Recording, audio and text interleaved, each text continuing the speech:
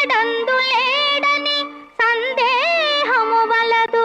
ఇందుకలడు అందులేడు అని అనుకోవడానికి వీల్లేకుండా మనందరి నిత్య జీవితాల్లో ఒక భాగమైపోయి మనందరి ఆరోగ్యాల్ని నాశనం చేస్తున్న ఒక వస్తువు ప్లాస్టిక్. 5 మిల్లీమీటర్ల కంటే చిన్న సైజు ఉన్న ప్లాస్టిక్ని మైక్రోప్లాస్టిక్ అంటారు. సర్వేస్లో మైక్రోప్లాస్టిక్ గర్భసంచి పక్కనున్న అండాశయాల్లో కనపడింది, గర్భిణీ స్త్రీ మాయలో కనపడింది, పాలిచ్చే తల్లులో కనపడింది.